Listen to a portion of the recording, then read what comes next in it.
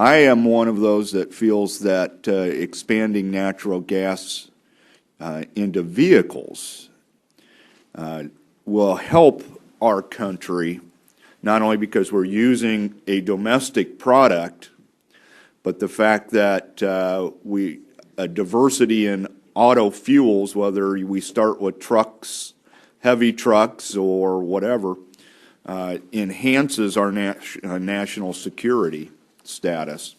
So, starting with Szymanski, Mr. Szymanski, Honorable, and then going down, this is the question I would like to have your respective opinions, and is it fair to say that moving more of our transportation to natural gas will impact our national security?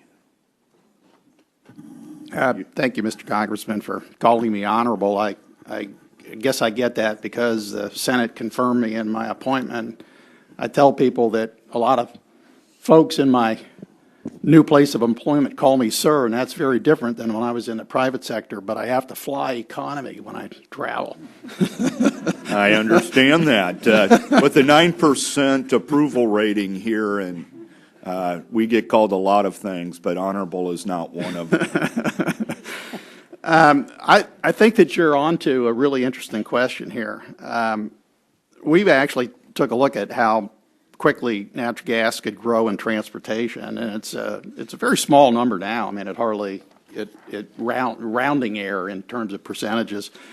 We do use 3% of our natural gas to move natural gas in the pipelines, but when most people think about transportation, they're thinking about trucks or cars and so on.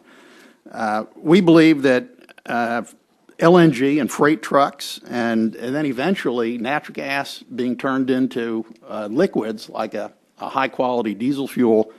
And there's a plan under consideration down in Louisiana to do just that.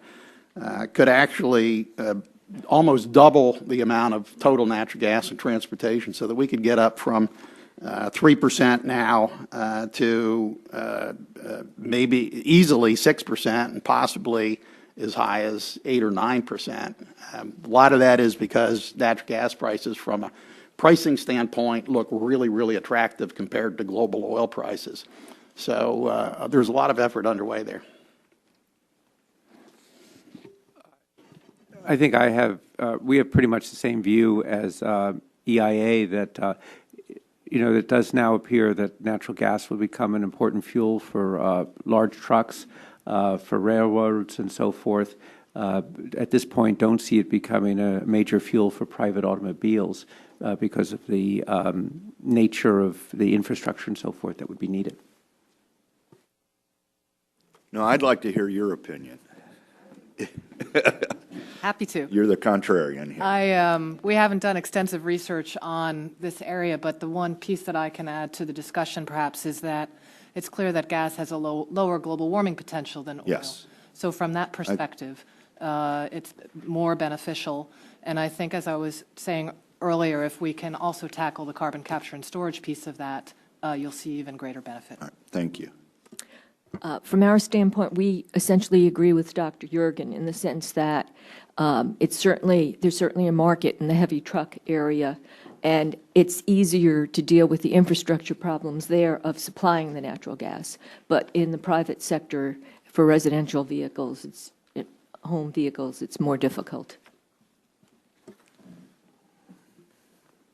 The analysis that we've done is very similar, that although we expect natural gas and liquefied natural gas vehicles to triple their use over the next 20 or 25 years, it still represents a relatively small part of the overall sector.